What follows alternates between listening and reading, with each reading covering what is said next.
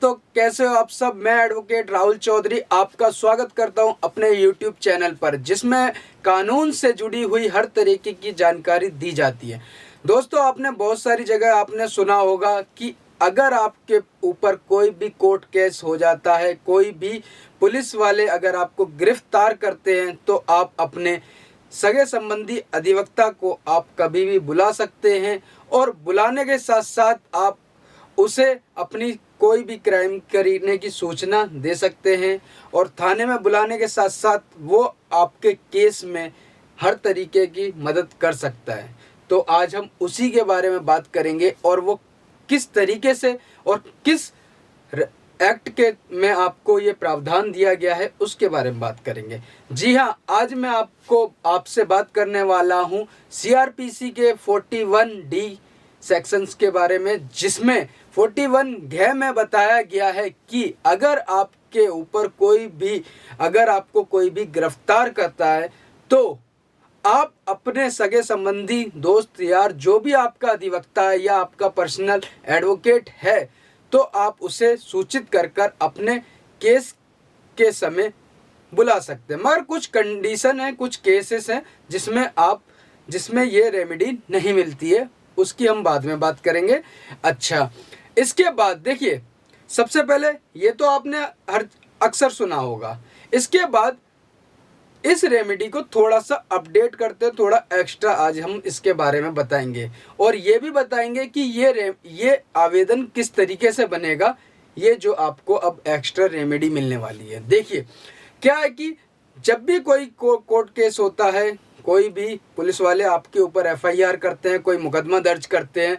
कुछ मुकदमे सच्चे भी होते हैं, कुछ झूठे भी होते हैं। अगर आपको किसी केस में कोई पुलिस वाले अगर अपनी पर्सनल दुश्मनी निकालने के लिए या किसी भी तरीके से और लालच में अगर आपके ऊपर कोई झूठा मुकदमा दर्ज करते हैं, तो सबसे पहले स्टेप है कि आप उस पुलिस वाले को बताइए कि 41D CRPC में मुझे राइट है कि मैं अपना पसंद के अधिवक्ता को अभी यहाँ पर बुला सकता हूँ। प्लस आप उसे इस बारे में जानकारी करिए और मुझे उससे बात करने का पूरा अधिकार है। फर्स्ट आपको बात समझ में आई? ठीक है। अगर आपको देखिए, जब झूठे केस आप पर पड़े होंगे तो ये उम्मीद मत करिए कि हाँ वो आपको शायद बात कराए, क्योंकि कानून सिर्फ उसके लिए है जो कानूनों को मानता है, और जो कानूनों को नहीं मानता है, झूठा मुकदमा डलवाने के लिए आया, तो वो शायद आपकी बात ना कराए। ठीक है, फर्स्ट स्टेप हो गया। सेकंड स्टेप है कि वो आपको गिरफ्तार करने के बाद 24 घंटे के अंदर किसी भी न्यायिक मजिस्ट्रेट के सामने जरूर पेश करेगा। नहीं करेगा तो उसकी नौकरी पर आ जाएगी। 167 हम आगे लगा सकते हैं। बहुत सारे और भी सेक्शन है जिसमें हम उसके ऊपर और अच्छी कार्रवाई कर सकते हैं। तो वो आपको 24 घंटे के अंदर पेश करेगा ही करेगा। ठीक है, इसके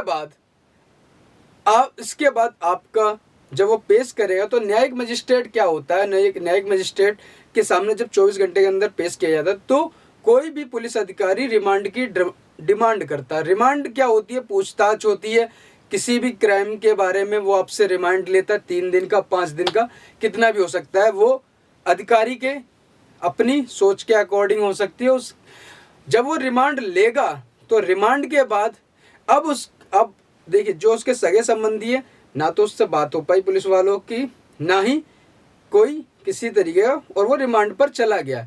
अब वहां पर उसके सगे संबंधी को पता चल चुका है कि केस हो चुका है, तो उसके सगे संबंधी किस सेक्शन के थ्रू रिमांड के दौरान, पूछताछ के दौरान, जो उसकी जांच करेगा अन्वेषण अधिकारी होगा, और वो जब उससे क्वेश्चंस करेगा, पूछताछ करेगा, किससे? अभियुक्त से, आपके बंदे से। जब वो पूछताछ करेगा, उस दौरान आप अधिवक्ता भी नियुक्त करा सकते हैं। वो अधिवक्ता किस सेक्शन में नियुक्त करा सकते हैं वो मैं बताने वाला हूं आपको। सेक्शन सेम है, सेक्शन 41D CRPC 41 घ CRPC में ये भी प्रावधान है कि एक आवेदन आप बनाकर दीजिए।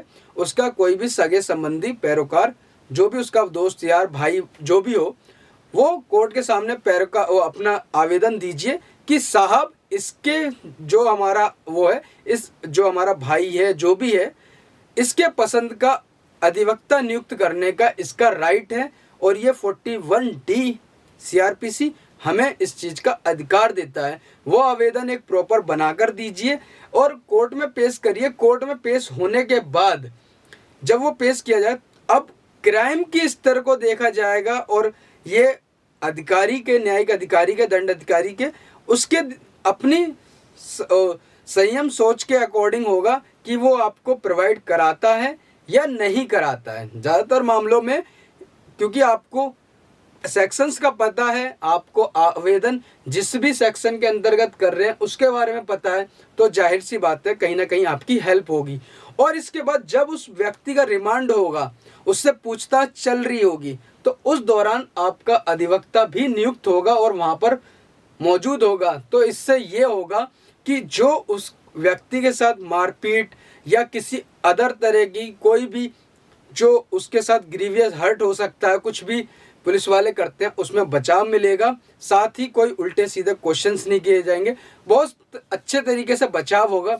तो आज मैं उसी आवेदन को बनाना सिखाऊंगा आपको, और किस तरीके से वह बनेगा वो भी आपको बताऊंगा, और इससे क्या फ़ायदे हैं वो मैं आपको पहले ही बता चुका हूँ।